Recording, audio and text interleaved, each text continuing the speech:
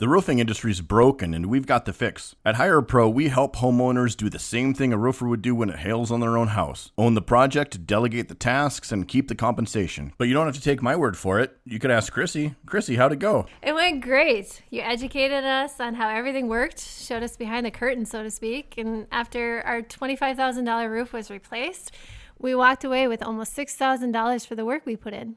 And what work was that? We got the permit and we picked the color. Hire a Pro handled everything else. You did a great job, and I'm not even being paid to say that.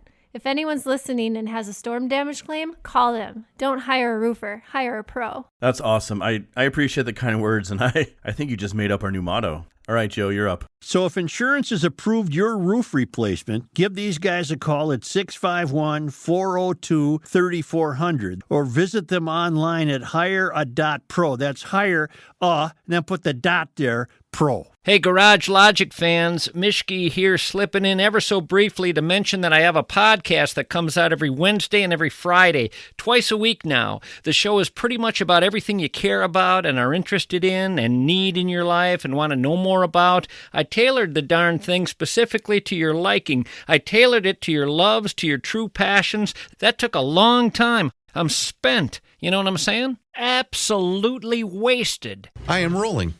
Josh Arnold, investment consultant, brings you Garage Logic Podcast number 1626, September 24, 2025. 90 degrees was the record high on this day in 2017, and it was 30 degrees on this day in 1942. Do yourself a favor and call Josh Arnold at 952-925-5608 for a free 48-minute consultation.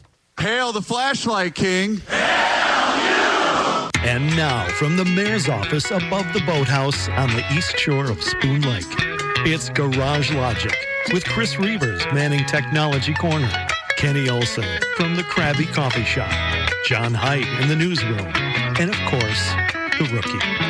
Here is your flashlight king, fireworks commissioner, and the keeper of common sense, your mayor, Joe Souchere. Got a great note from a retired G-man, government man. Mayor, don't use my name. A few months ago, I predicted that the new U.S. attorney would go after fraud with a vengeance. I think you're seeing that is exactly what Joe Thompson is doing. The citizens of Minnesota should thank their lucky stars that Thompson has got the guts and resources to go after the Walz administration. As far as Eric Grumdahl, I bet that I bet that he is A, already been interviewed by the FBI for what he knows, or B, been served with a federal grand jury subpoena so he can testify under oath and in secrecy what he knows. He's definitely not the ultimate target, and I believe he'll cooperate with immunity or a deal already made. Just remember what Deep Throat told Woodward and Bernstein. Good luck, unnamed.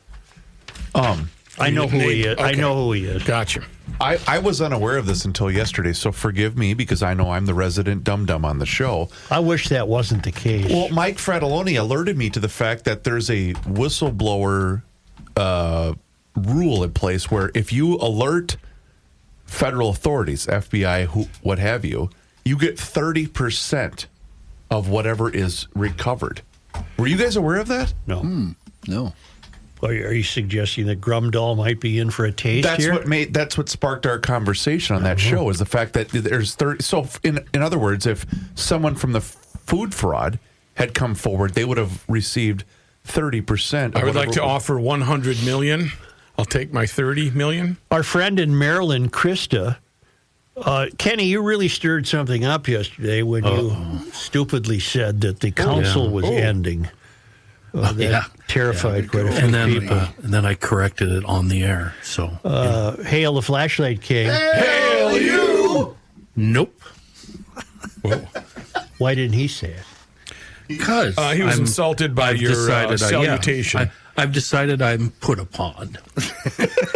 You can proceed without. You know what? No, actually, what he was. I will refer to like to read the my letter, counsel. right? He is not feeling it. Yeah, Joe. He's going Datron on me. Good morning, gentlemen. Just wanted to take a moment to thank Katie Tierney for her insight and thoughtfulness in her email.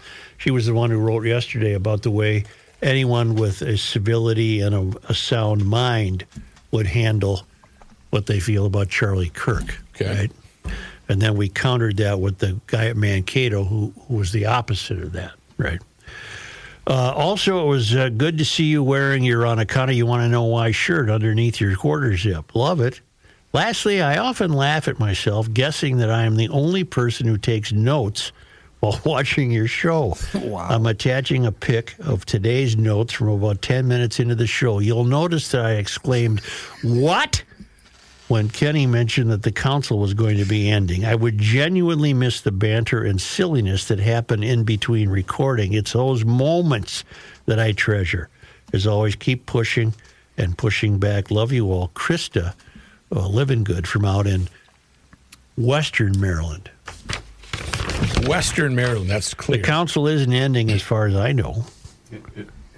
It's not. Let's And stop saying Ingy does weigh in.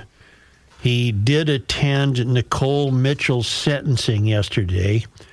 Since I was present at her Senate ethics hearing in May of last year, I wanted to see how it has to end.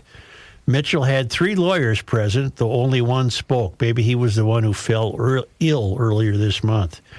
Carol Mitchell's son and niece read victim impact statements as well as the prosecutor reading Carol's statement. Carol must be the stepmom, maybe? Okay, I'll buy that. I don't know. Nicole, Big Nick, her jail name, ended it with... No, come on. That's not true. That's Ingy. That's good, Iggy. She ended with comments admitting her responsibility and regret. The prosecutor argued for her time to be served in Becker County. Parenthetically, Ingy says, here's where Joe notes all B counties. Well, it's Becker, Beltrami, Benton, Beltram. Big Stone. Becker, Beltrami, Benton, Big Stone, Blue Earth, and Brown. But this was denied, defense citing work opportunities preferred in Ramsey County. I spoke briefly with family members afterwards who were very kind. Reporting for GL, the experience, I gave Niedermeyer the day off. P.S. At no time was GL at all mentioned. No GL clothing displayed. The flag of Gumption County remained locked securely in the Ingy Assault SUV. Thank you for that report. Is he retired? I think so, but you'll know the Ingy, what do you call it? What vehicle? Experience. The Ingy Assault SUV? Yeah, you'll know because it's got a nice, dull shine to it. Yeah.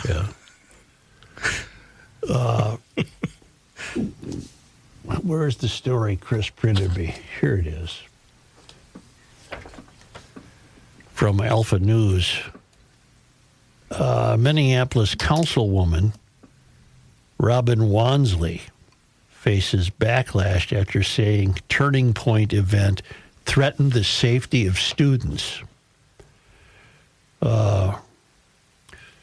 Wonsley claimed the Turning Point event at the U of M Monday night was meant to sanitize and whitewash hate speech. She's the left-wing Robyn Wonsley. Minneapolis left-wing city councilwoman Robyn Wonsley. A sold-out crowd packed Northrop Auditorium Monday night. Wonsley called the event a danger to community.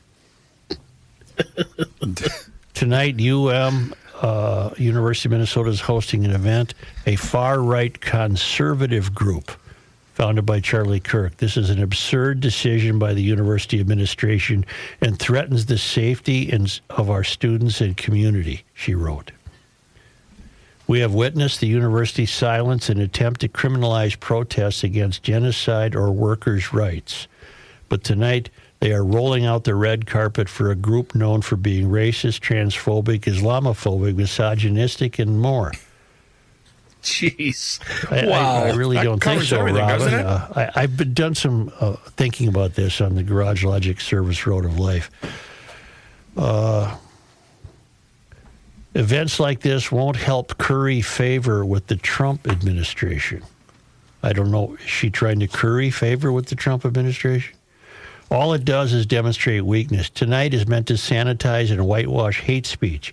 Shame on Minnesota and Rebecca Cunningham, that's the school's president, for failing our most vulnerable communities while uplifting the most hateful voices.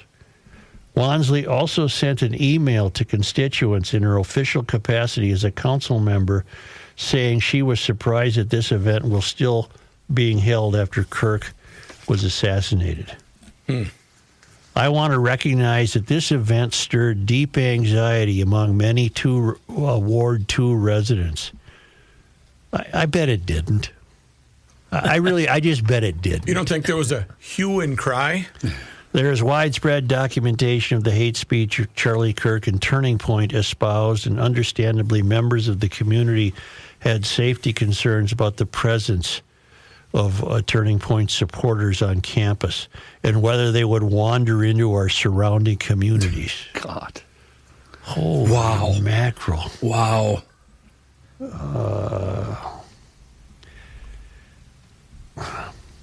I did some homework on Wonsley. I believe we've done it before, but it bears another look. She's from Chicago. She was born in 91. So how old is she? 35? 34, 35? Yeah, 34. She's been in office since 2022. She has a degree. Let's see. She grew up on the south side of Chicago. Why didn't she stay in Chicago and become a council person, I wonder? Or easy pickings. She attended Carleton College as a Posse Foundation scholar. I don't know what that means. And she got a degree in women's and gender studies, which explains quite a bit. That's a program you could not flunk. If you entered that as your scholarly discipline for 4 years, you were bound to graduate. There's no standards for that. And then what are you going to do when you graduate? Open up a gender shop? Or That's the thing. There's no demand for that in the workplace. But it does set you up nicely to become a council member with Minneapolis. After graduation, she was awarded a Watson Fellowship, and then she got free travel to Canada, Australia, South Africa, Ireland, where she studied criminal justice policies. She moved to Minneapolis in 2014 and became the program coordinator for the University of Minnesota Women's Center, all right, and a board member for the Restorative Justice Community Action. She got a mini MBA in nonprofit management from the University of St. Thomas.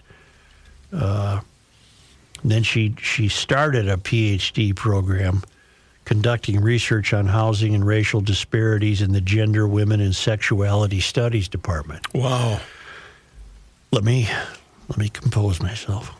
Kenny, I love that you said she was going to open a gender shop. What would be, hey, we need a hammer over here and a saw. We got a sale on. Yes. Now, her neighborhoods are Cedar Riverside, Como, Cooper, Longfellow, Prospect Park, right here, Seward, University District. After the election, she identified housing as a major issue for the ward and rent control. She really hasn't, according to her information, she hasn't accomplished a great deal that I'm noticing. She wants to stop evictions from homeless encampments. They're not homeless encampments. They're drug bazaars.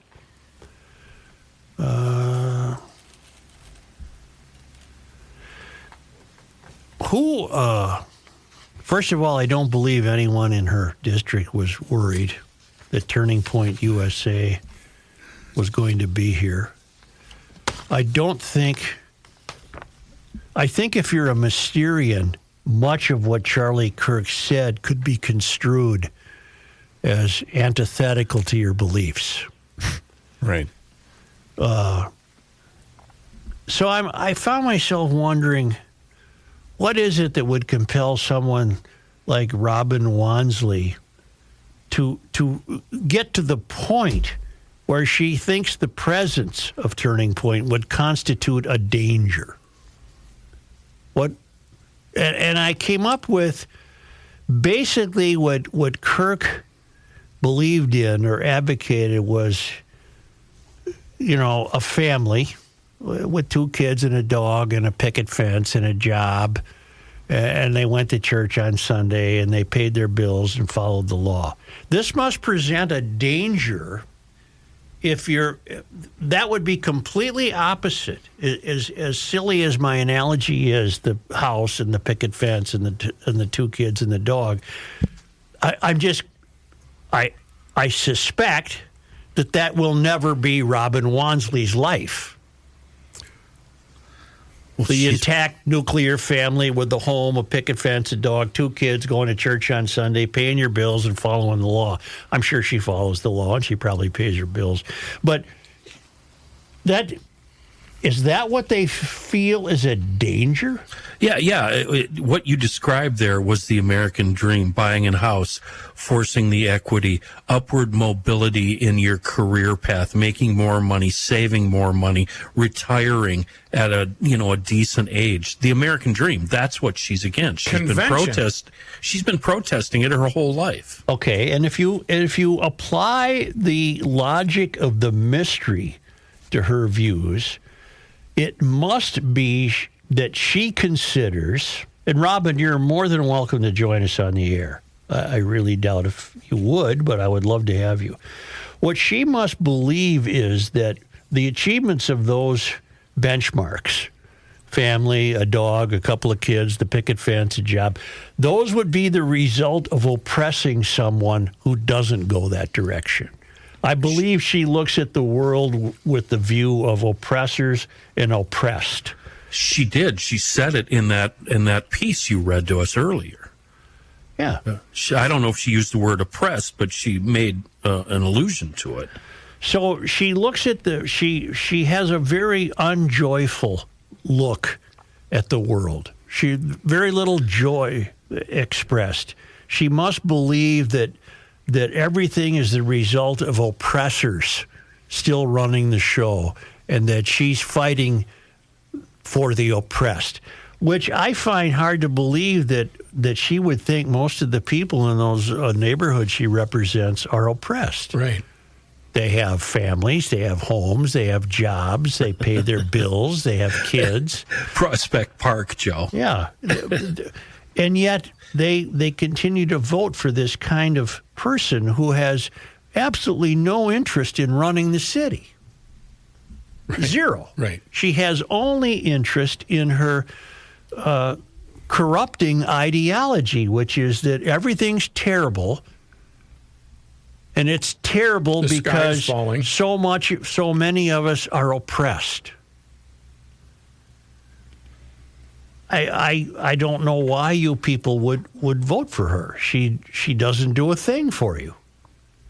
And I really don't understand how she gets away with saying that she believes her constituents would be fearful or facing danger. She even painted a scenario in which these zombies that attend the Turning Point evening, they would wander zombie-like out into the community and attempt to destroy people and spreading hate and lighting lawns homophobia on fire, Convention. and, oh my God, burning crosses. She's just you. How could you possibly argue with someone like this? Yeah, the disturbing part to me is we just spent a week talking about freedom of speech, and basically she's saying these people should not have any freedom.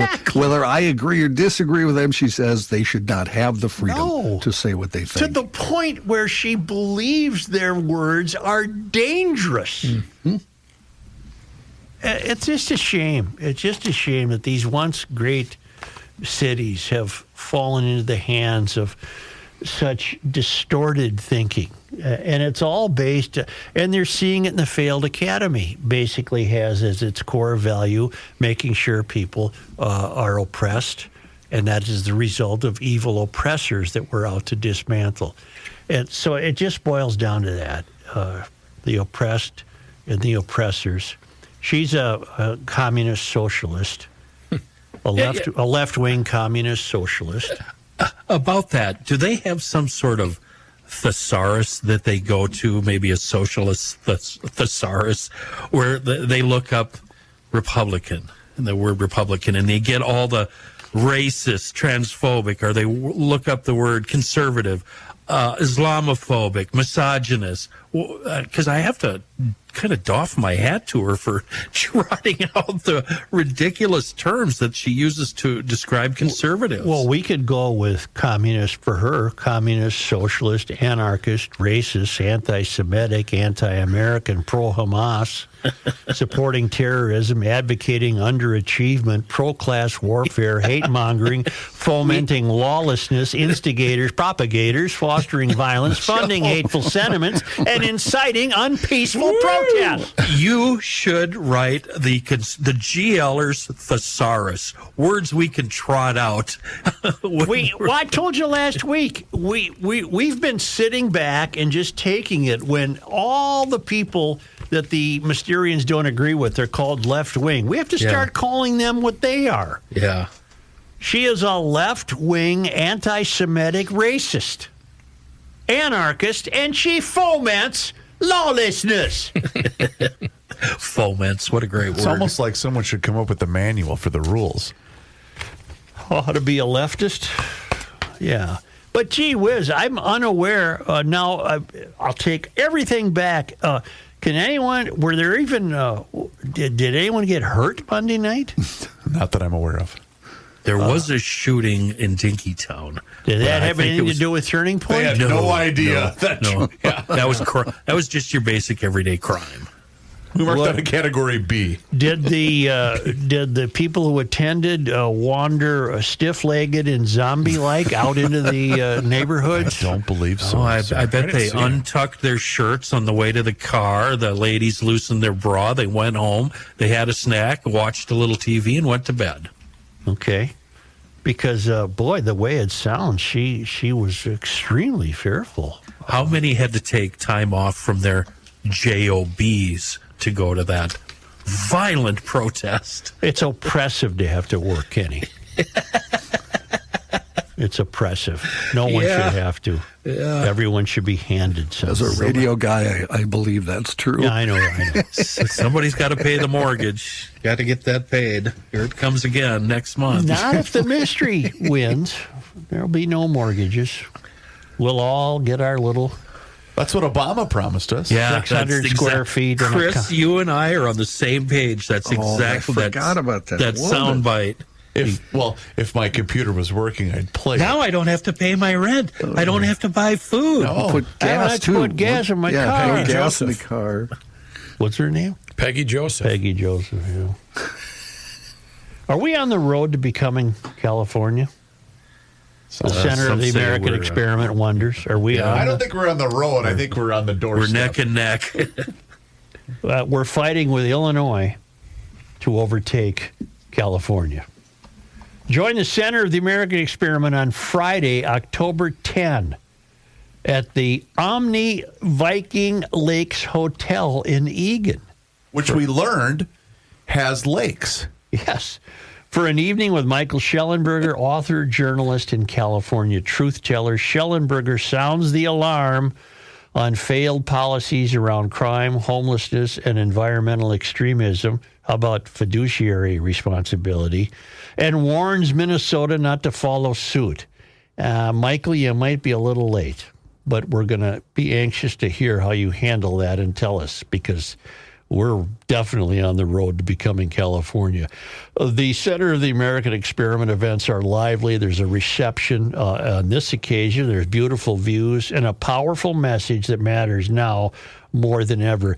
Get your tickets today. That's Friday, October 10. Get your tickets today at americanexperiment.org.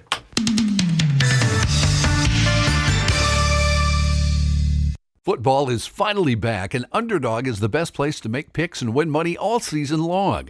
Play with as little as $1, and you just pick whether your favorite players will go higher or lower on stats like touchdowns, receiving yards, and lots more. This year, I'll probably stick with some of my favorite players like Josh Jacobs of the Packers. He helped me win money last year by usually going higher on yards rushing. I'll be looking for him to again go higher on rushing yards. It's easy to pick, and it makes watching the games that much more fun.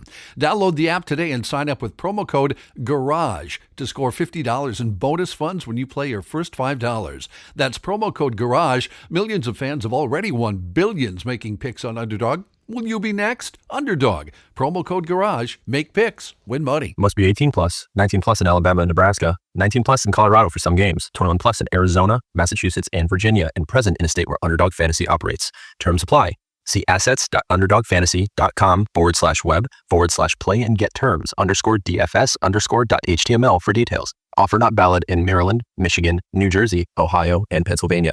Concerned with your play? Call 1-800-GAMBLER or visit ncpgambling.org. In New York, call the 24/7 Hope line at 1-877-8-HOPE-NY or text HOPE-NY 467-369. Reavers here once again for my guy, Mr. Money Talk, Josh Arnold. Does thinking about retirement make you uncomfortable? Well, sometimes the anxiety from wondering if you've saved enough can be overwhelming. But what if I told you that you could ease those tensions in just 48 minutes? Well, Mr. Money Talk is going to be able to sit down with you and get you on the right track for your financial future. Josh has navigated it all when it comes to uncertain market and economic conditions, and he'll always provide straight talk, never sugar-coated advice on how to reach the finish line with your retirement goals. Don't let your financial worries give you an ulcer or keep you from calling Josh right now. His 48-minute, no-obligation consultation could be just what you need to feel better about your future. Call Josh today at 952-925-5608 and set up your free 48-minute, no-obligation consultation. That's 952-925-5608. Investment services offered by Josh Arnold Investment Consultant, LLC, a security investment advisor. Past performance is no guarantee of future results. All investments involve risk. All comments and opinions are Josh Arnold's and do not constitute investment advice. Chris Reavers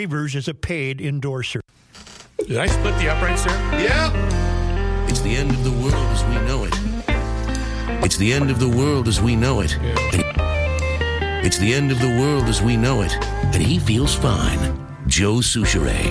That was a hat trick of end of the worlds. Deservedly I so. heard a lot of things that make me think it's the end of the world. Yeah, we're all right there with you, my friend. Always buy two. That's the best advice I can give you. Here's a quick email from GL or Randy. So I guess I finally need a new can of Deep Creep. Can't say how many times this stuff has gotten me out of some deep doo-doo. Seafoam spray, too. Resurrected a seized lawnmower this summer with the Seafoam spray. I call that top engine cleaner. Same thing. It's kind of like a carb cleaner. Anyway, Randy continues. Seafoam products make my work in the garage so much easier. Looks like I need to make a run. And if you get to your local Knack hardware store and you find out they don't stock it, tell them you now have to go elsewhere. I have to go to a different hardware store to get my Seafoam products. That'll turn them around. It ain't easy, but I do try to keep a few cans of all the Seafoam products in the chem cabinet. Of course, the spray Randy refers to, I believe it's called Top Engine Cleaner, the engine additive. Of course, the Deep Creep. I think I have 4 or 5 cans of that stuff. It's everywhere. TransTune, I've tried that. I've used that on one of my old junkers. And, of course, gallons and gallons of Bugs Be Gone. There's also Marine Pro, inboard, outboard, doesn't matter. Use that stuff. High mileage. Use that on some of those junkers I used to drive. And fuel injector cleaner, on and on and on. We have a Seafoam product for every vehicle-related ailment. In times of cylinder trouble, call on your friend Seafoam. A wonderful product in a world of bad gas. Seafoam. I don't want I farted. I don't want to leave Robyn Wonsley just yet. I'm noting that I think this is germane. Her photograph, her bio photograph, as it appears in Wikipedia, is she's wearing a sweater with the high collar and bib overalls. Oh, okay. Interesting. Okay, let's attempt an exercise. We've done it before. It's been a while. And I'm being very serious. Let's put ourselves in her shoes. How must she go through a day? Does she care if the Twins won? No. There's no possible way. Does she know who the Twins are? Okay. I would bet she knows who they are. That's true because they all trot out on a playoff run. They trot out the new hat with the sticker still on it. Yeah, you're right. I can't. I would imagine, I could be wrong. I would imagine she rents as opposed to home ownership. I would imagine she doesn't own a car. Perhaps she does, but why would she?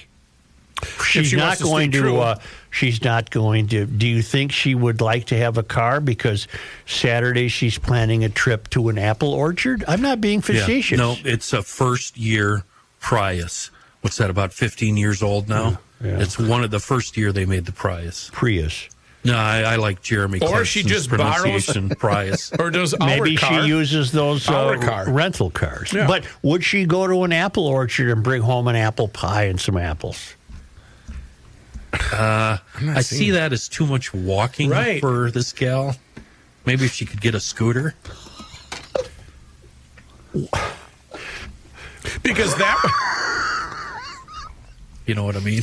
I'm pretty sure I know what you mean. What concert would she attend? Do you think she would? No, seriously. Yes, she would. Farm age. Oh no! Would she try to get a ticket for Paul McCartney's coming to town? For sure, because they all like to be there, and they all like to post on social media. For sure, she would do that. I don't think it would be Paul McCartney. I think it would be. I would bet you $1,000 she wouldn't go to Paul McCartney. Really? What about Taylor? He's too oppressive. I would say kind of money. Taylor's too oppressive. A woke band She'd or see grunge. But a lot of them were posting about Farm Aid.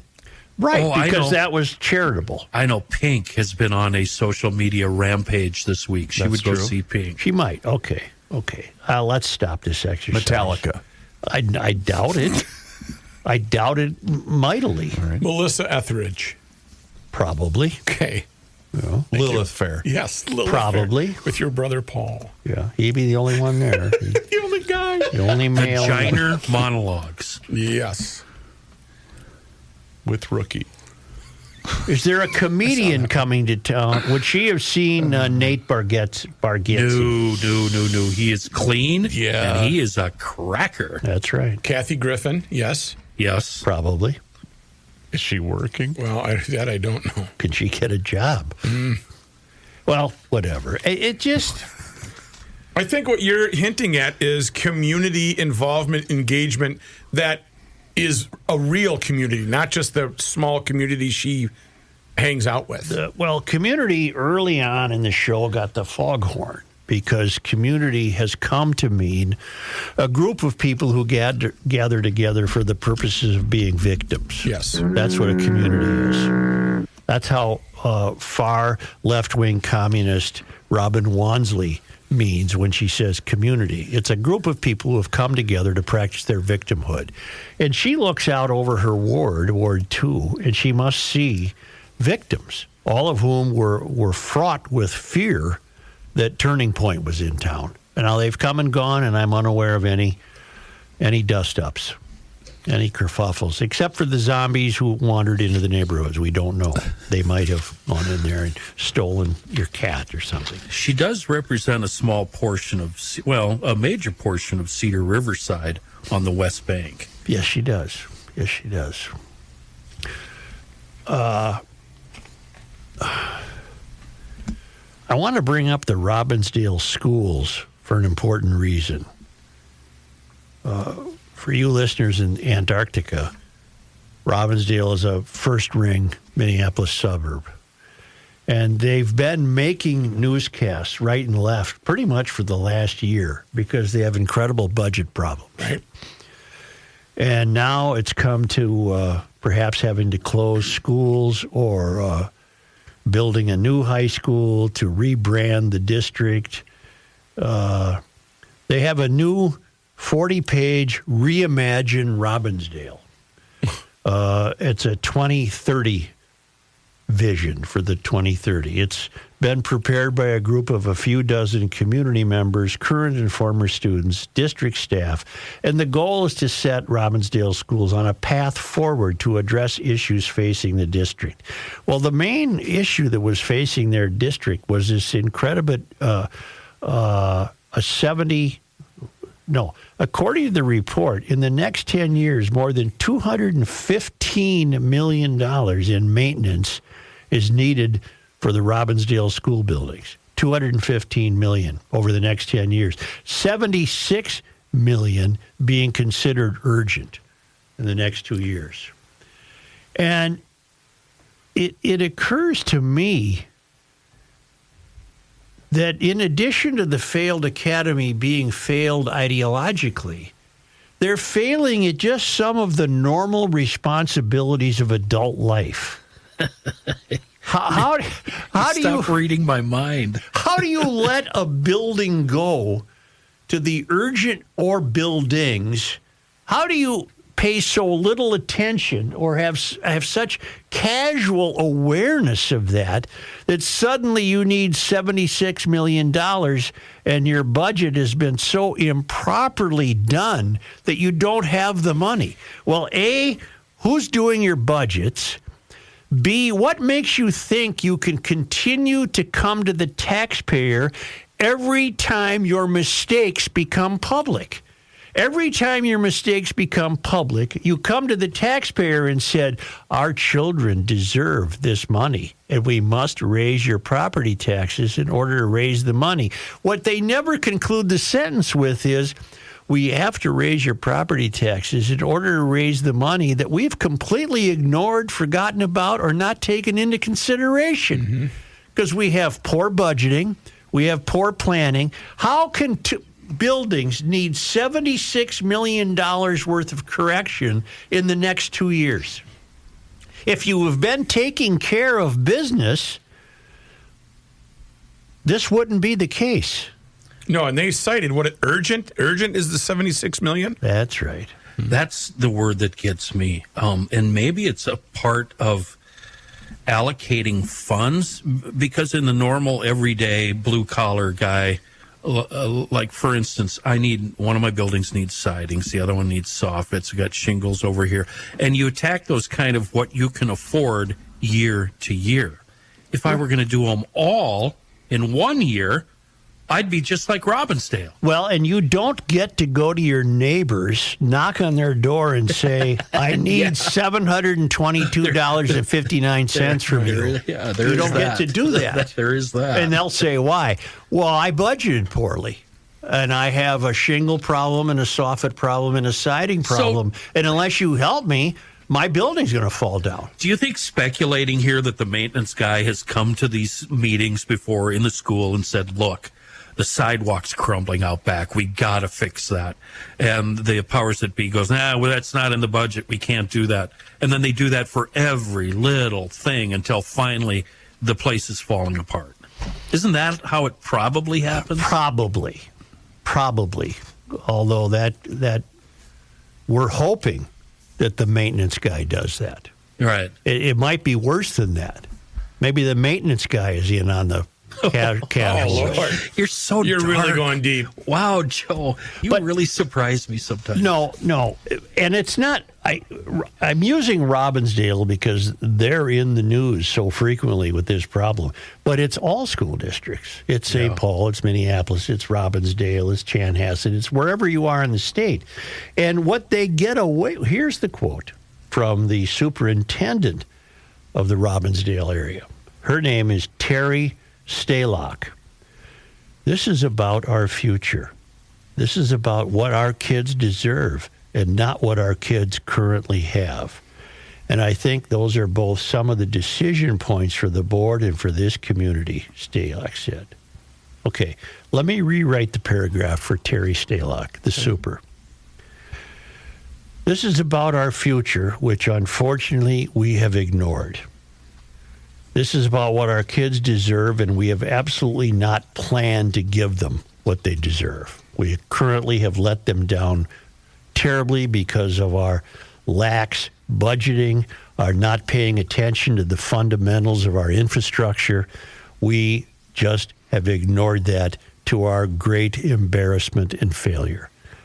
Now, would you please give us more of your money? And if she put it that way, the voters would make the schools come to their senses because they wouldn't be providing them the money.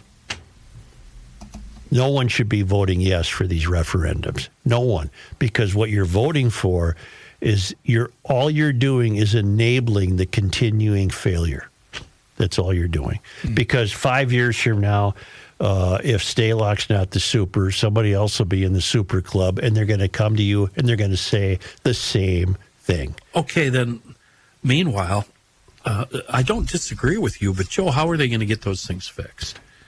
I've seen where the voters vote no and vote no and vote no, and then I've seen the school get torn down because nobody wanted to pay to fix it. And then they had to pay anyway for a brand new school being built in the same. Well, then footprint. I'm not going to answer you directly, but your answer is you're accepting their failure. What I'm saying is eventually you're going to have to pay, or you're going to have to say goodbye to that school because it's going to crumble around the students. And I'd say goodbye to the school. We got a lot of schools. Go learn somewhere else. Yeah. I'm serious. If this doesn't stop, no, I agree it with you. never will. I agree with you. It never completely. will stop. Nope. It's been a bitter fight out here in the outskirts for many towns and schools and et cetera, et cetera. I said I'm using Robbinsdale because they're in the news so frequently. And I have the story in front of me, but this is in every school. Well, and it's no different than the government, the state. They fail to they're so wrapped up in ideology that they have failed to even do something as simple as monitoring the money they give people in nonprofits. And we end up with fraud after fraud after fraud after fraud. And declining enrollment is a massive issue for a lot of schools, including at the higher education levels as well. Do you guys know, can schools move money around in their budget? We've got a hole in the roof. We need to fix that. It's going to cost $100,000. Can we steal money from somewhere else within our own budget? Of course they can. Sure. They can? Well, absolutely. I'm sure that's done all the time. By the school district or by the... Yeah. But it's the priority. The priority of running the schools has never been taking care of the schools. Right. So what do they think when they ignore that, though? They're not thinking of it. That's beneath them. They have grandiose ideologies about equity and inclusion and but the gender. boiler's going to blow up. But in after the 50 meantime, years. the furnace is falling apart. Right. Matthew, they're putting a piece of duct tape over that check engine light is what they're doing. Exactly. Lipstick on a pig? Not even. I don't wish the kids of Robbinsdale ill, or the parents of Robbinsdale ill, but how much are they supposed to take? How much are any of us supposed to continue to put up with? You come to us every single year with your hand out telling us of your failure, and you expect us to just continue to accommodate that. You know, you screwed up. So you don't even have a good accounting. How can you under budget by that much money? That's Meanwhile, fiscally irresponsible. What's the super getting paid? The principal. A couple $100,000, not Car to mention allowance. her car allowance and health benefits and paid leave and sick leave and travel expenses. There's your shingles. There's your roof right there. There's your soffits. And how many aides de camp does she have? She got about 40 factotums walking around with their laptops. There's that concrete. There's the new sidewalk. There goes the neighborhood. There's the new phone book. Huh? What? No, it's just that just crashed to the ground there, the new phone book. Oh, the phone book. The new phone book is here. Really, the new phone book's here. You don't remember that line? That was Steve Martin. Yeah. He was very excited about the... Say fall and winter will be here soon, despite these lovely days we're having. Get your garage door taken care of. In fact, if you need a new one, get a hold of Precision Door and get it done while the weather is beautiful. They send out a garage door designer free of charge. They have models for every budget. Just imagine what a new door would do for you, and especially now, so you don't have to worry about it come January. And right now they have a special offer, $100 off a single door and $200 off a double door. They also have a noisy door tune-up special for $149. Tell them you want the $149 special, a 25-point safety inspection and diagnostic. That's a value of close to $300. Get ready for cooler weather ahead. Annual maintenance reduces future wear and breakdowns of your door. Book online at Precision Door MN, that's one word, precisiondoormn.com, or call Precision Door at 612-263-6985 to schedule your free on-site new door estimate or a noisy door inspection.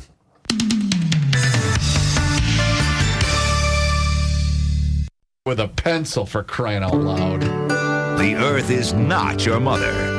The Joe Souchere Show. You know what's alive and well? Weight loss. I hope so. Feeling good. On account of, you want to know why? Why? Because I'm here to tell you about my friends at Awaken 180 Weight Loss. Why do I do that to you, Joe? Why do I take so much joy in that? Awaken 180 Weight Loss. It's a great program for anybody. It's a proven weight loss program that's seriously built for anyone. Serious question. I wonder what that means, Awaken 180. It's, you're Turning it around. awakening your metabolism, Joe. That's the entire secret. What's the 180 part? You're going to get down to 180 in no time. I guess. 360 degrees. I think that's it. Is. 180 means you're turning it around. Yes. You know what? On account of wanting you, why? Why? You're turning your life around with proven weight loss skills, one-on-one coaching. There's absolutely no medications. There's no workouts required. There's also no fasting. You eat to lose weight. It's a solution that's worked for over 800,000 people, and it's been proven. Years of results. It's a clear daily plan. No complicated tracking or counting. It's one-on-one weekly coaching for accountability and also adjustments along the way. And your coach can even help you pick out restaurant menu items. It's a great program. I've enjoyed it very much. Your entire thing is going to improve. Whether it's your energy level, your weight loss, you can still go on vacation, you can still go out, you can still tailgate, you can even still have drinks. But here's the deal. You got to go to their website, awaken180weightloss.com. That's 180. Awaken180weightloss.com, or for that consultation, call them directly at 844-346-1800 and mention that you heard about it on the Garage Logic podcast. Joe? Here's John Heidt. Thank you, Joe. This news brought to you by North American Banking Company. One sports note before we get to only because, and this isn't important, I just find it interesting, Major League Baseball's made it official. We will have the challenge system next year for balls and strikes. Oh, dear God. It was passed yesterday by the league's competition committee. And hitters, here's how it works. That's not good, man. If you're not familiar, hitters, pitchers, and catchers will be the only ones who can trigger the system, and they have to tap their head if they want to challenge. And if the challenge is successful, teams will retain it. The pitch will be immediately shown on an in-stadium video board. You know what I think? How the call will be made. Connie, you want to know what I think? I'm interested to hear what you're going to say. I think with rare exceptions, I think the umps do an incredible job calling balls and strikes. Well, think about the precision with which you need to act. Right. I couldn't agree with you more. They're just fantastic. If they show you that box where the ball's supposed to be, they're right 99% of the time. Actually, 94 is the league average. Is it really, John? 94 is the league average. Is the accuracy. I just think it's splendid. Everything right that they did with the pitch clock, which I was against, but it helped speed up the process of the game. It was wonderful. This is absolutely antithetical to all this of will that. not slow anything down. Chris, have you watched any minor league games? I have. It literally takes 10 seconds. I know. 10 I thought it was 13. But John, you guys can't see into the future. In 5 years from now, there's going to be some lard ass sitting in his lazy boy at home in Crystal calling balls and strikes. I want that job. like with golf, where the guy calls, he stepped on a leaf. Exactly. That's exactly. That's where your precious game is headed. Baseball has survived every attempt to destroy it, but I'm holding on. This is another step into the sewer tank. Yep. Another brick in the wall. There. See, that's why I brought this story up. I thought we'd have some interesting takes, and we did. Mm-hmm. Let's move along now to my news. take. No, we're moving along. Sorry, Rook. You're supposed to not do that. I'm sorry, you're right. The new KSTP Survey USA poll indicates a majority of Minnesotans want lawmakers to meet in special session to talk about gun laws. According to a cross-section of 675 registered voters across the state, 58% of respondents say there should be a special session. 28% say there should not be. Inside the numbers, 86% of Democrats want the session, 43% of Republicans, and 46% of independents say they do. When asked to name the single most important issue the legislature should consider in a special session, though, it wasn't guns that led the way. The 40% was the leader, and that was for a session on mental health. That's followed by guns at 30%, more school security, at 17%, and 10% say it should be on criminal penalties. Do you guys remember a couple of years ago, I forecasted, watch out for the term mental health.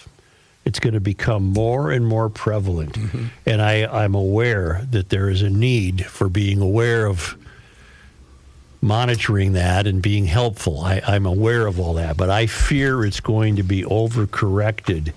And I see a future where every kid is handed a little paper cup and a pill when he walks into school. And I just don't like the way we're going here. Are you familiar with the term, and it's relatively new in the last few years, self-care? Yes. Which means sitting at home under a blanket watching Jerry Springer shows. Right. That's self-care. Right. A person killed this morning in a construction accident along Interstate 35W in Burnsville. The Minnesota State Patrol says troopers were first alerted of the incident, which happened along the interstate between Highway 13 and Burnsville Parkway just before 9 this morning. Investigators think a contractor was walking in the construction zone when he was hit and killed by a vehicle equipped with a boom attachment. No other vehicles were involved in the incident, which happened completely in the construction zone. Although traffic in the area was slowed for a brief time, the investigation into the matter, according to officials, is ongoing. A man who hit and killed a pedestrian in July of 2023 sentenced to jail time and probation. 21-year-old Abdirrahman Ali Hassan was sentenced to 4 years in prison, which will be stayed for the duration of his 5 years of probation. He was ordered to serve 360 days in Ramsey County Jail, given credit for 3 days already served. Court documents say that Hassan was driving on Concordia Avenue after exiting I-94 at Dale Street and hit 31-year-old Tashawn Burks. A witness who was stopped at the intersection told police Burks was halfway across the street when they heard a vehicle revving its engine. A white sedan then charged through the intersection, hitting Burks and sending him airborne. According to the complaint, the sedan did not immediately stop. Burke suffered a significant injury and was pronounced dead at the scene. Investigators determined Hassan was driving 77.7 miles an hour at the time of the crash, more than triple the 25-mile-an-hour speed limit. And he's not going to jail. Correct. Wait, I'm sorry. Honest to God, I think I misheard you, John. You said he was driving 77 miles an hour? Yes, that's correct. That's right. In a 25-mile-an-hour zone. Yep. It almost sounds like he got a running start to get the guy. Yeah. So that's like you went 77 down Cretin Avenue, which is a 25. But you would have to massively accelerate. He did. No, what I'm saying is to get off that and make that turn. Oh, my. Wow. Wow. A man has been indicted in a COVID-19 fraud scheme in which he stole nearly $1 million. 49-year-old Mark Urkevec was indicted on 5 counts of wire fraud in his initial federal court appearance, according to the U.S. Department of Justice. From the mid-1990s until the early 2000s, Urkevec owned 9 businesses registered in Minnesota. All of them were dissolved between 2008 and 2013. Then from April to August of 2020, he reactivated the businesses and used them to submit fraudulent economic injury disaster loan and paycheck protection program apps to the Small Business Administration. In those submissions, Urkevec overstated revenues, claimed non-existent employees, and attached fabricated IRS tax forms to give the appearance of legitimate business activity. The DOJ also said he often opened new checking accounts for the shell entities on the same day or within days of registering the businesses. In total, he stole more than $975,000 in funds, which he wired into his own personal accounts. What was his big mistake, fellas? I preach this almost on a daily basis. I love games like this. Kenny. Pick me. Chris Reavers, front row. Chris Reavers got way too greedy. Go. Steve Miller said it best. Go on, take the money and run. 5 months, $1 million. Get gone, buddy. Get out of here. Pick a new country. Pick a new continent. What was the guy's name? Dum McDum. Mark Erkovec? So he wasn't a Somali. No. Mark Erkovec. Erjavec. His ego got in the way. His ego, and like Chris said, greed. Get the money. Get the hell out of there. Well, maybe he couldn't, Kenny. But you know what, Ken? Here's the other thing. Here's the counterintuitive point. Yes. How many people have done that and we haven't learned about it? Well, those are the champions. Right. Those are the people we prop up. Success stories. They blended back in. Yes. And one concert announcement this morning. Eric Church has confirmed a February 7 date at Grand Casino Arena, which is, of course, formerly the Xcel Energy Center. Unless there's a North Carolina basketball game. Actually be Church's first time playing the Revenue after the North Carolinian, as Chris pointed out, had several previous appearances at Target Center, and his last local gig, a much bigger agenda, U.S. Bank Stadium in 2022. Remember the guy who pushed Mom into the bank? Yes. Yeah. But Mom wasn't with us any longer. She was a cold one. That's right. It was weekend at Bernie's, yeah. I think he made a mistake. Trying to help her with her signature. And Mom, let me help you with that. Let me help you sign that. Chicken scratch to a stick. Rigor mortis setting in. Right. You're a little stiff today, Mom. The eyes all fogged over. Get all blanket over. Right. I think he made a mistake. You want to go to the Eric Church concert? No. And then he grabbed her by the back. Then, how you doing, Mom? I'm doing okay. And then her fingers fell off. Oh, God. Why don't we take a quick break here and hear from our friend, mine and yours, Mr. Kenny Olson. John, I have some advice for you. Hang your woes on a gator hook. Get that weed whipper, that hedge trimmer, chainsaw. Get them out of the way and up on a hook. Clean up the clutter with your tools laying all over everywhere. If you're tired of cluttered garages, messy sheds, chaotic laundry rooms, and tools you'll never find again, you need gator hooks. The sagging screws, screaming for mercy under the weight of heavy tools. You won't have to deal with that. Those ugly pegboards. Should we paint the pegboard? Should we leave it natural? Doesn't matter. It's ugly. Those holes in your wall. Come on, man. Say hello to GatorMagnetics.com. The hooks and magnets change the way you do storage, holding up to 45 pounds. That's perfect for everywhere. Workshops, basements, laundry rooms, pole barns. Oh, how about this? A work vehicle, a van. You can hang stuff on the wall of the van. How perfect is that? Now, Gator Magnetics, they've come up with this perfect kit for us GLers. It's the Garage Logic Wall Bundle System, 46 by 16 inches. It's a wall kit, steel panels and hooks.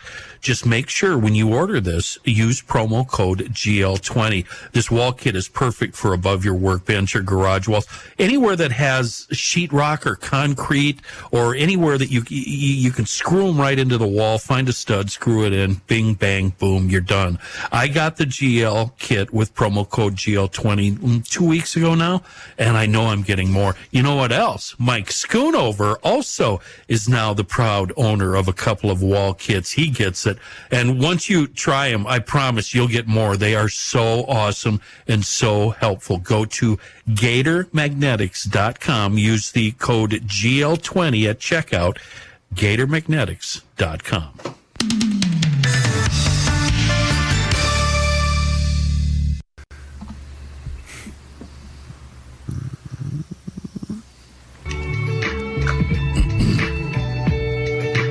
Here's a man who spends hours in hardware stores, sifting through the nuts and bolts of life. Nice. Joe Souchere.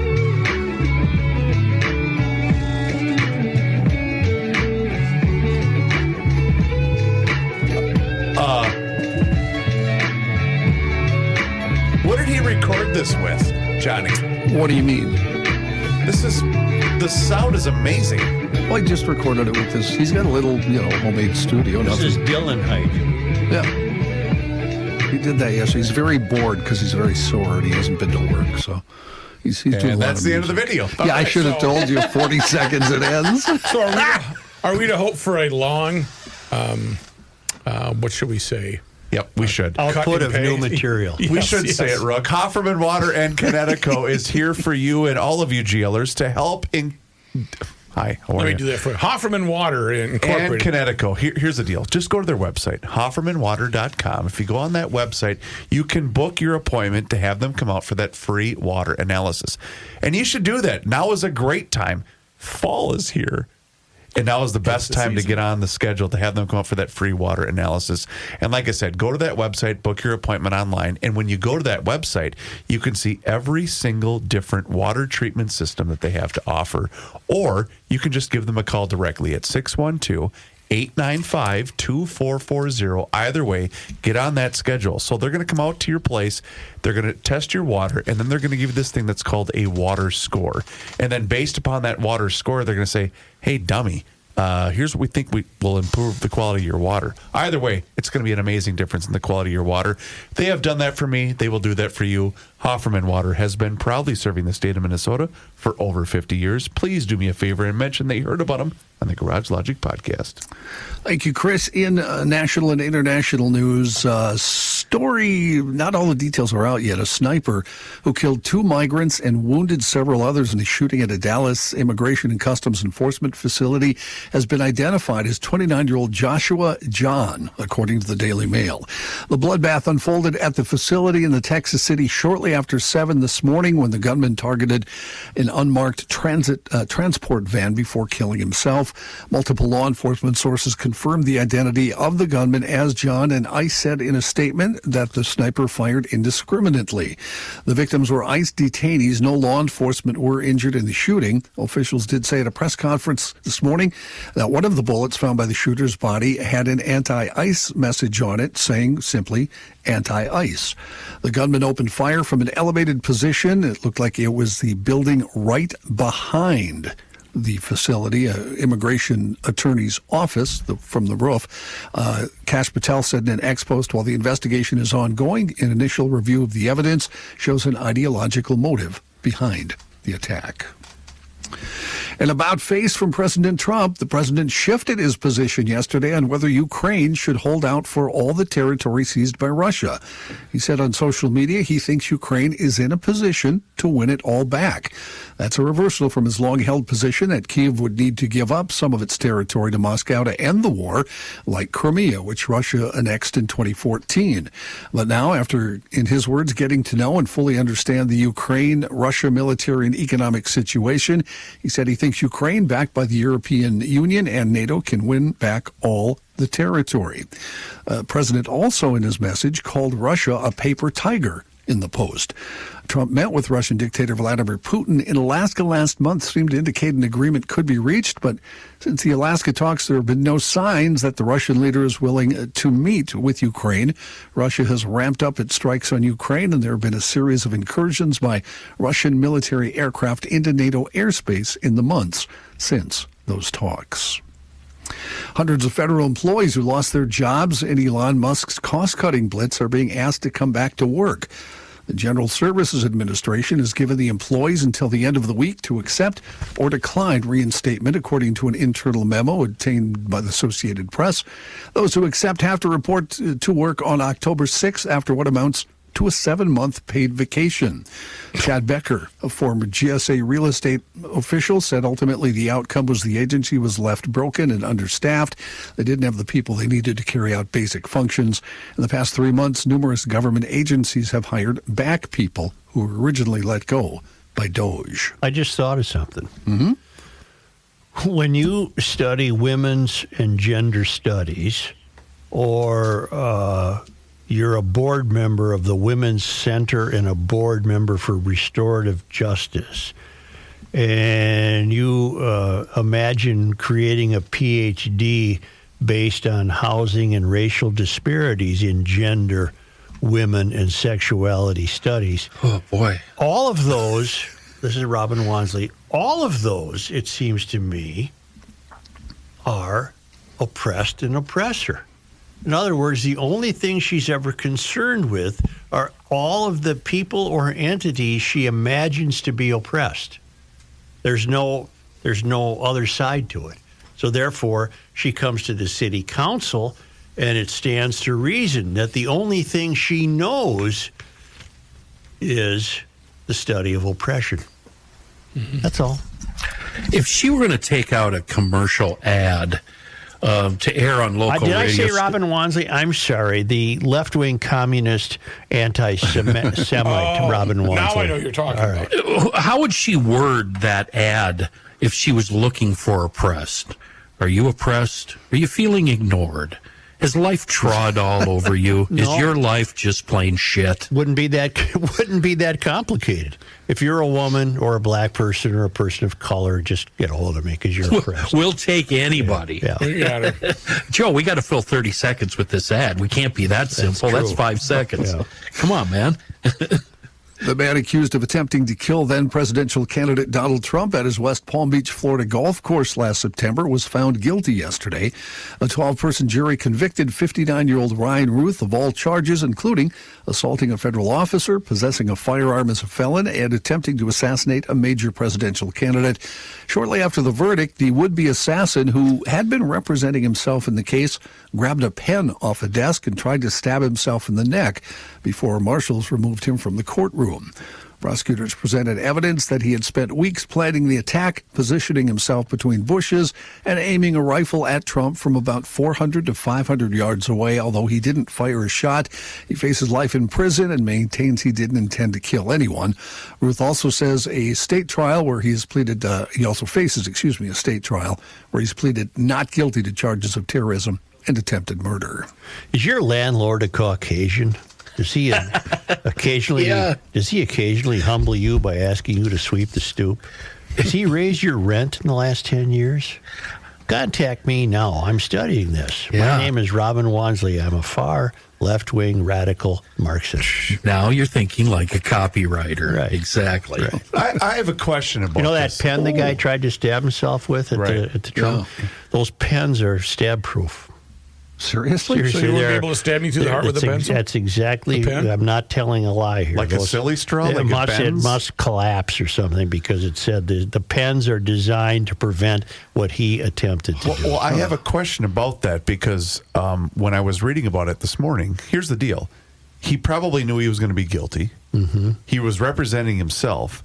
Why didn't he try to take himself out then? I don't know. Ahead of time. He was hiding behind a tree. That was a bad deal, too. Because you could see him. He was hiding in the brush. Yeah. It was brush. I found it, and amusing is the wrong word to use, but when I read about how he prepared so long for it, it certainly didn't seem like it, did it? Plus, didn't he come all the way from Honolulu? Did I read that? That could be. I don't know. That's a long trip to hide behind a little tree that wasn't even big enough to. Better thought out than that. Yeah. It was a bad planning. The worst though was the daughter in the crowd saying he's innocent. I'm thinking, no. But you have to admire his motivation. I mean, he left Hawaii for this dead end error. Yeah. A cool lottery story coming to us from St. Paul's River in Quebec. Oh, not here, St. Paul. No. A group of people in that fishing village of about 150 residents had bought lottery tickets for nearly 2 decades as part of a pool. Well, they finally hit it big in early September, winning a $50 million jackpot. 14 people take part in the pool, so they each won about $3.5 million. Oh. That win means about 10% of residents in that city are now multimillionaires. As the owner of the store that sold the winning ticket, Chesley Griffin received an additional 1% of the earnings, about $500,000. Griffin says he's now thinking of early retirement and says the lottery win will give a boost to other businesses in town. He said the local carpenters are already getting bombarded with calls from people who actually won because those people want to do upgrades. Some things they wanted done for years to their houses, well, now they have the opportunity. Loretta Griffin, who just turned 74, how's this for a picture? She just turned 74, says the win allows her to retire from the fish plant she's worked on the floor for 30 years. Well, they each won $3.5 million. They get to keep about $1.25 million of that. That is Canadian You know what I mean? They got the bad taxes too. Do they? So, okay. So it'll disappear faster than they think. What do you think the mudroom smells like in that fish? The fish house when she comes in every night. Joe, the residents that didn't win, you know what you call them? Oppressed. Yes, they are. Call Robin. Yeah. Kenny, walk me through proper protocol, please, when you have the group. You know, you're in charge of getting all the tickets for the group. And what happens when you do get that one ticket that wins? To quote the great Steve Miller, go on, the money, take the money, and run. Sorry, guys, our numbers didn't win, but I'm gone. Then you have this ticket, so see you later. And one more lottery story. We know one of the guys that won remember the large jackpot a couple weeks ago? A guy in Missouri claimed it. Yes. The guy in Missouri claimed it this week. He won half of the $1.787 billion jackpot. Now, he's not releasing his name. He won't allow it to be released, but he says he plans to take some time off and enjoy his half of that jackpot. He takes about $893.5 million. That's pre-tax, though. He took the lump sum payment, so he takes home $410.3 million. He says he is a homebody, but now that he's a multimillionaire, he's looking forward to relaxing and spending time with his wife. Though we added with a laugh that she was going to drag me out of town now. He's doing it all wrong. He's going to take some time off. I would be in here every single day, and I would just, before a break, remember when I won that $200 million? John, thank you very much.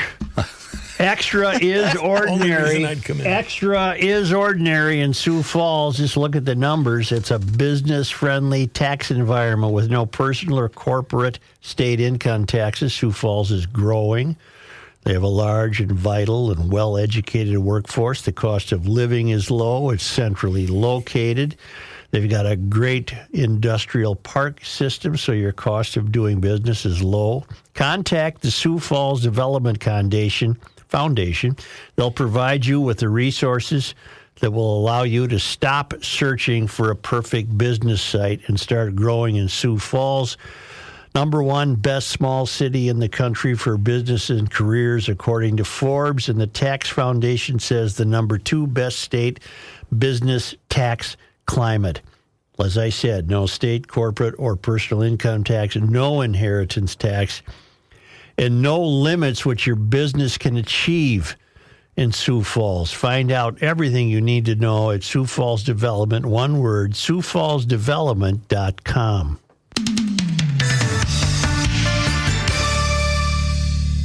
Are we only because of that? The earth is not your mother. The Joe Souchere Show. Hey, a little trouble. See, sometimes trouble flares up when you got all your genders mixed up. You got your X and your Y's. Well, and you Z's. throw in Greta Thunberg. Yeah. And you throw in a flotilla. And you're outside of the Gaza Strip there on the water. You can get some problems because Greta is over there trying to, I don't know what she's trying to do, but she's an eco-protester, but she's now an Israeli expert, apparently. But on the boat, she's got a lot of people there, activists. But when the pro-Palestinians found out the boat was also had a lot of your LGBTQ plus 1652 ZM members, they revolted. That's not the revolt. Revolted? What's revolt? They didn't revolt. They, I think they abandoned ship. They needed a bus. And she's going to leave her leadership role due to these disagreements. She's just going to stay on board the ship now as a protester, but she's no longer the chief. She had 20 vessels. They were displaying the Palestinian flags, and then the word got out that, there's a lot of LGBs on here, and that didn't fly well because, see, the Palestinians, I know a lot of you college kids like to campaign on behalf of Palestine. They'd cut your private parts off in about 2 seconds. But you go ahead and keep doing it. You go get them. You go get them, kids. But they had a big problem on the boat, and I think what's that word when you leave the... You abandon disembark? Mutiny. Oh, mutiny. Mutiny. Oh. Yes. Yeah. Evidently, they're also the victims of PSYOP operations from rumored to be Israel. They're being buzzed by drones, fake explosions, and stuff like that, and very loud ABBA songs. Hey, Robyn, Greta Thunberg makes you look like Churchill. Huh? Gabe, there's your quote for Twitter. Yeah. Robyn Wonsley is Winston Churchill. Joe Compared to Greta Thunberg. Hey, did you see, by the way, what Kenny just briefly mentioned? She had a little bit of a snafu maybe a week or two ago where they were claiming to be under siege from Israeli drones. Did you see this story? Yeah, well, it turns out that someone on the ship was firing flares into the air to simulate being attacked by Israeli drones. And the flares were landing on the actual ship. So it was friendly fire. Yes. Wait a minute. 100%. I said they're right off Gaza. I'm being told that it was Greece. The ships are 715 nautical miles from Gaza.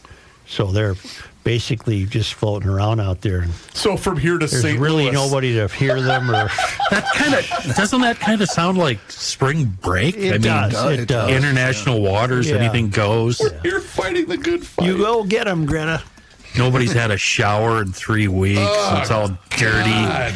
Cannon apricots on the poop deck. Wait, I misread. St. Louis is only 535 miles away. Yeah.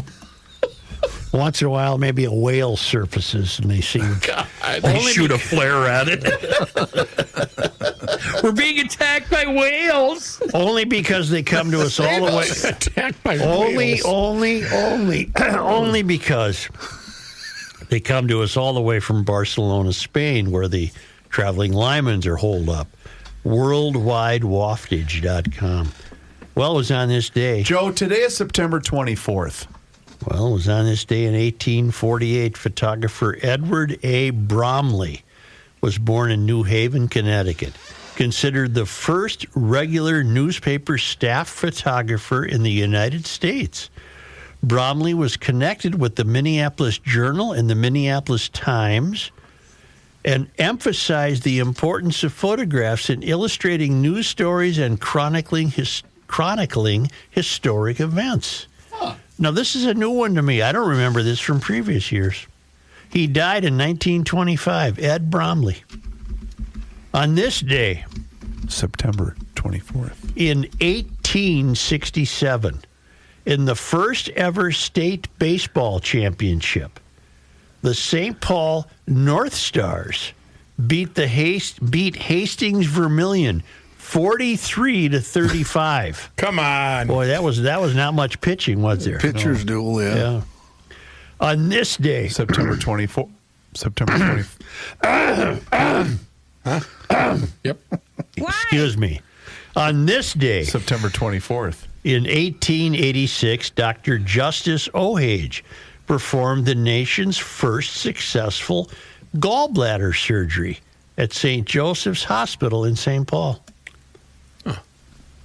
On this day, September 24th. in 1924, Lewis Warren Hill, we call him Louis, second son of James J. Hill, was sued by 7 of his 9 siblings over his inheritance of the family's North Oaks farm and Burlington Northern Railroad bonds totaling $750,000, all a gift from his mom, Mary T. Hill, shortly before her death.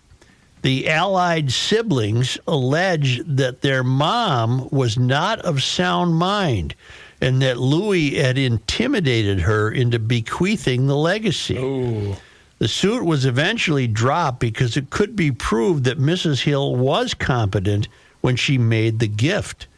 So it sounds like Mom favored Louis there, huh? Well, isn't that who got a place next door to their place? He built it for Louis. Where the Nicholsons live now? Yes, yeah, he built it for Louis.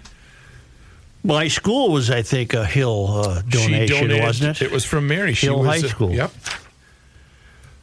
On this day, Joe, today is September 24th. in 1934, good old Arnie Carlson was born in New York City. How old is he, everybody?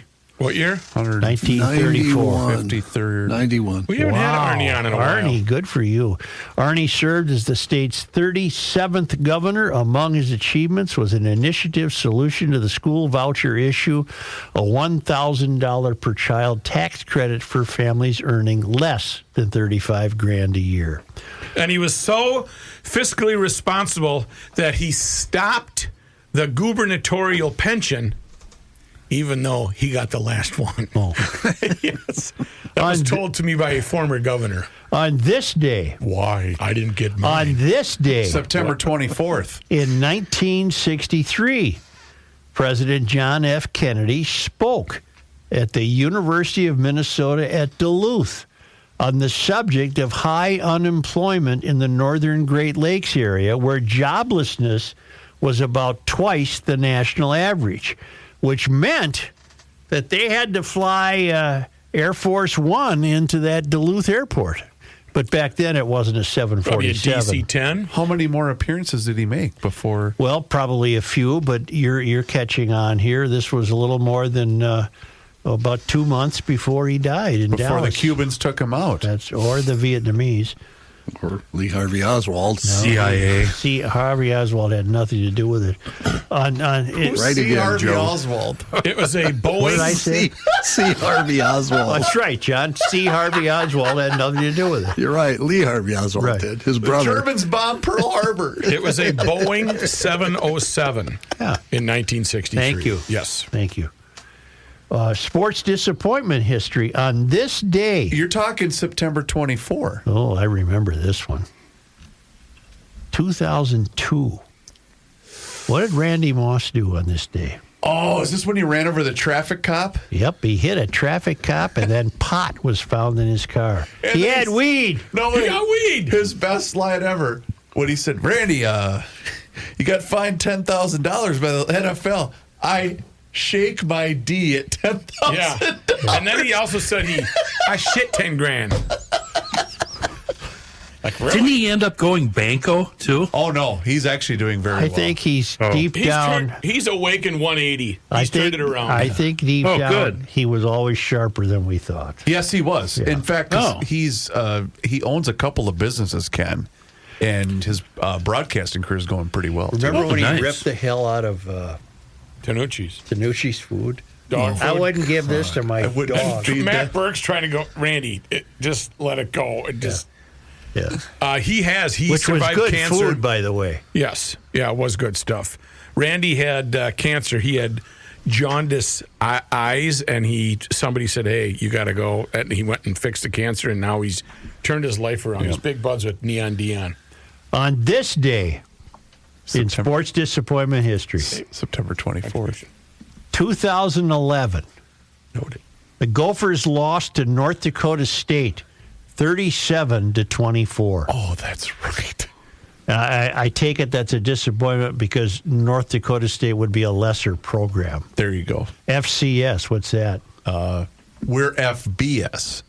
They're FCS. What's FBS? Just like CIA and C. Harvey Oswald. FBI. Yes. That C. Harvey Oswald had nothing to do with it. That's right. It was his C. uncle. Thomas Howell. It was his uncle Lee Harvey Oswald. See? Just like Lee Elia and Jerry Burns. Oh, I read a great book that made it so plausible that this was done by the North Vietnamese. See? John, you got to get on board. It wasn't done by this cracker with a $22 piece of crap rifle. Whatever. Coming up tomorrow on the Garage Logic podcast. I wouldn't have that conversation if I got double pay. That magic Oh, bullet. you would for double. That Yeah, magic. maybe 1.5 times even, Joe. Yeah. That magic bullet doing a ballet dance in the Cadillac. Bouncing around, knocking everybody in its way. Not being slowed down by any bone fragments or seat cushions. You know? Hey, I don't know. Gabe, I just got a text from your dad. Will you go let him in? The door's locked outside. Yeah. I just saw that. And then lock it behind you. Behind you. Hit the subscribe button on the Garage Logic Smash YouTube it. channel and smash that like button. And you can follow us on Facebook, Instagram, and Twitter, and sign up for the Daily Logician. That comes right to your inbox, and it includes the most recent episode of the podcast. Find out all of that information on the website, garagelogic.com. Mr. Magic Bullet. I don't know. The magic bullet. Be a great play. Time once again to check in with our guy, Mr. Money Talk. Josh Arnold is with us once again right here in Garage Logic. And now is the time for you to do the same. So do not delay. Do exactly what I did and pick up that phone and dial 952-925-5608. That number once again is 952-925-5608. When you call that number, you're going to get Josh. And he is there for you for that free, yes, I use the word free, 48-minute financial consultation with absolutely zero obligation. And he will always give you the straight talk. He will never give you the sugar-coated advice. And he is on the line with us once again right here in Garage Logic. And boy, Josh, is it time to sell Roche and buy Yom? How do you like that? No, it's just straight up sell Roche, buy Yom. Old market saying coined by Yale Hirsch of the Stock Market Almanac many, many years ago. Typically, Hirsch had found that during the Jewish New Year, started with Rosh Hashanah and ending with Yom Kippur, a 10-day period of time, the stock market had tended to sell off. Well, there are a few other things that coincide around the Jewish New Year. This year, the Jewish New Year takes place towards the end of the third quarter. And the third quarter typically is the weakest quarter in the calendar, stock market-wise and corporate-wise. And this year, at this point, seems no exception. Why? We've discussed this previously. You first have mutual funds that operate on a fiscal year, which would end at the end of September, cleaning up their books, balancing out their winners and losers, and getting ready to pay their dividends. So they typically are going to have a lot of selling. Second, you don't have too much in the way of corporate earnings coming at least in the last few weeks of the quarter, with earnings getting ready to start coming in, we'll say the second week of October. Then you have the Fed meeting, and this year the Fed cut interest rates and provided the reason being not so much that inflation was coming down, but that employment was weakening, and that has proved to be, I'll say, a precursor of an economic slowdown. Then this year, you have the other instance of the federal government possibly shutting down, we'll say, October 1st, unless Congress and the Senate approve a continuing resolution to keep the government open after September 30th, which is next Tuesday. Meantime, where is Congress? Where's the Senate? They're on recess. So I guess that they don't think this is too big a deal to be concerned about whether the government keeps operating or not. But the market's, considering that possibility ahead of time. And then, of course, you have Federal Reserve Chief Jerome Powell giving a speech yesterday saying that he sees the stock market as highly valued. And his comments yesterday sent the market down. We had a little recovery this morning on some positive news related to artificial intelligence, that being the Chinese internet giant Alibaba partnering up with U.S. company NVIDIA to build some more data centers for Alibaba in China. That news did help initially boost NVIDIA, as well as giving Alibaba and other Chinese internet names a nice move up. For most, it might make sense in looking at the Chinese space not to focus so much on some of the individual names, which I have tended to do, but take a look at a Chinese internet ETF, K-Web, which gives you exposure to all of the leading China internet players, whether it be Tencent, Alibaba, Baidu, or JD.com, among others.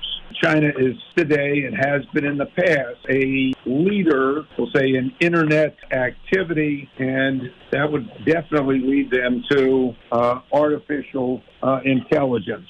Meantime, lastly, The NFL wants more money. Commissioner Roger Goodell is a little upset. He sees the other professional sports leagues cutting new deals with the broadcasters and the streamers, and he feels that the NFL's deal is not lucrative enough, and wants to go back to those players, whether it's Disney or Comcast, which owns NBC, or Paramount, or Fox, or Apple, or Amazon, or even Netflix to renegotiate the rights deals that aren't supposed to expire until 2029. Got to have some more money if the other people have it. So that could cost, for those of us who might stream the NFL, a little bit more money. Excellent. You want to benefit? Well, the broadcasters and the streamers might be the way to go. Excellent advice, as always, Mr. Money Talk. You heard him, GLers. Now is the time for you to pick up the phone and to make the call for that free 48-minute financial consultation with absolutely zero obligation. And you do that just like I did by dialing 952-925-5608, where you always get straight talk and never, ever, ever, ever sugar-coated advice. Josh, once again, thank you so much for the time and the chat. Enjoy the rest of your day, and we'll talk to you again tomorrow. See you then. Thanks, Chris. Investment services offered by Josh Arnold Investment Consultant LLC, a security investment advisor. Past performance is no guarantee of future results. All investments involve risk. All comments and opinions are Josh Arnold's and do not constitute investment advice. Chris Reavers is a paid endorser.